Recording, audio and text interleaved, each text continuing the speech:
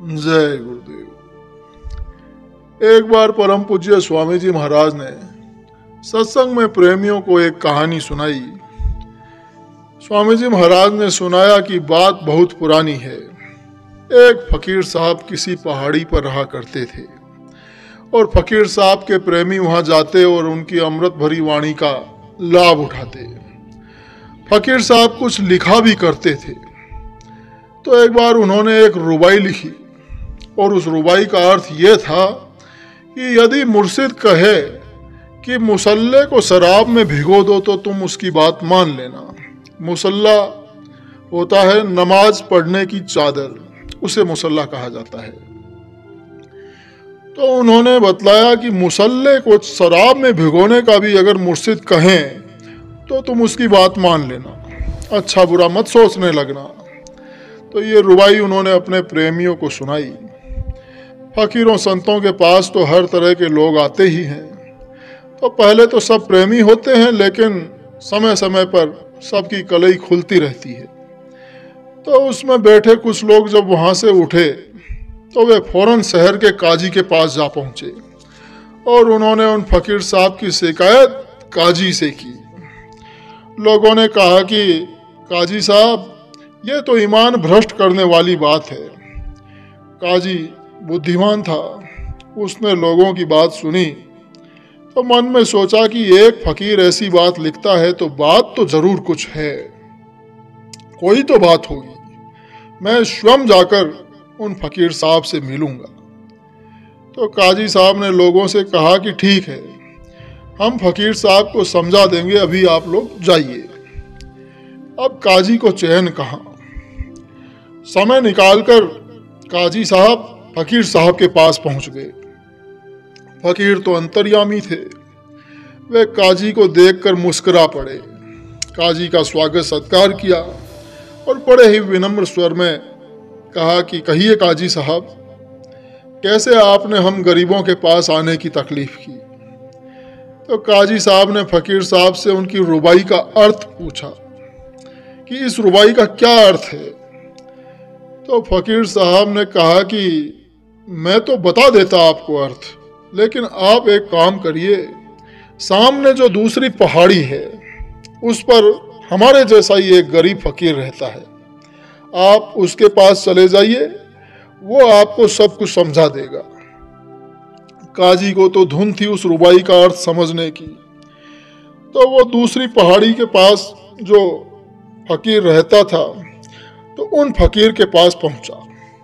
दूसरे फकीर साहब ने भी बड़े ही इज्जत के साथ काजी को बैठाया और काजी के आने का कारण पूछा। तो काजी साहब ने अपने आने की बात उनके सामने रख दी।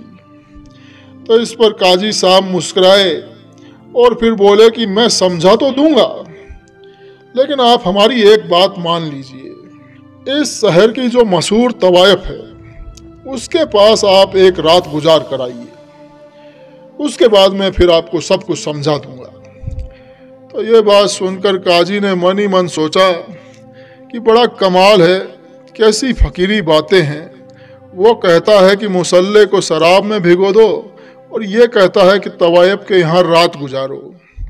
खैर, काजी को तो धुन थी उस रुबाई का अर्थ समझने की, तो वो वहाँ से चल पड़ा, वहाँ से चला गया। तो तवायफ के यहाँ काजी ने एक रुक्का लिखवा कर भेजा कि आज रात मेरी तुम्हारे यहाँ रात गुजरेगी। तो एक काजी का रुक्का पाकर तवायफ भी सन्न रह गई। तो उसने काफी तैयारी की काजी के लिए। रात को काजी उसके घर पहुंचे। तो जब काजी साहब उसके घर पहुंचे तो तवायफ ने खूब स्वागत सत्कार किया और फिर काजी को एक कमरे में ले गई जो काजी के लिए ही अच्छी तरह से सजाया गया था। काजी वहां चुपचाप बैठा था और तवायफ चली गई और उसने एक निहायत मासूम बच्ची को, जिसकी उम्र करीब 16-17 साल से ज्यादा नहीं होगी, उसे काजी की खिदमत में भेज दिया कमरे में। तो जब वो बच्ची कमरे में आई तो मारे डर के उसका बड़ा बुरा हाल था। वो एक और चुपचाप जाकर खड़ी हो गई। काजी साहब भी निगाहें ऊपर नहीं उठा रहे थे। तो सहसा काजी को लगा कि लड़की सिसक रही है। तो काजी साहब का दिल रहम से भर गया। उन्होंने सिर ऊपर उठाया और लड़की को देखा और फिर लड़की से बोले कि बेटी तू घबरा मत, मैं किसी कारण से यहाँ आया हूँ, औरों की तरह नहीं हूँ। मेरी अवस्था तो देख, मैं तो तेरे पिता के समान हूँ। ये कहते कहते काजी साहब का गला भर आया। लड़की ने जब काजी साहब के मुंह से ये बातें सुनी तो उसने आकर काजी साहब के पैर पकड़ लिए और रोते हुए बोली कि काजी साहब मुझे बचा लीजिए, अभी तक मेरा दामन गंदा नहीं हुआ है। तो काजी ने उसे तसल्ली दी और पूछा कि बेटी तू यहाँ कैसे पहुँच गई, यहाँ कैसे आई। तो लड़की ने अपना इतिहास बताया और बोली कि काजी साहब मैं छोटी सी थी, उस समय मेरा बाप अपने कबीले का सरदार था। एक बार मैं, मेरा भाई, मेरी माँ और बाप कहीं जा रहे थे। कहाँ जा रहे थे ये तो याद नहीं है।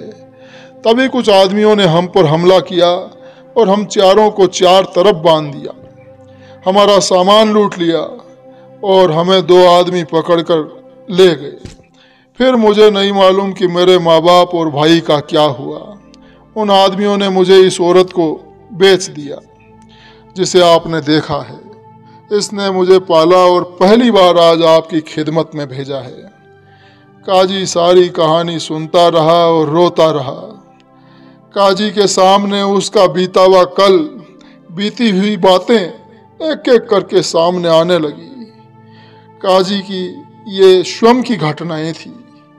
काजी ने पूछा कि बेटी तू अपने बाप का और शहर का नाम बता सकती है। तो लड़की ने शहर का और बाप का नाम बताया। वो काजी का अपना नाम था और शहर उसका अपना ही था।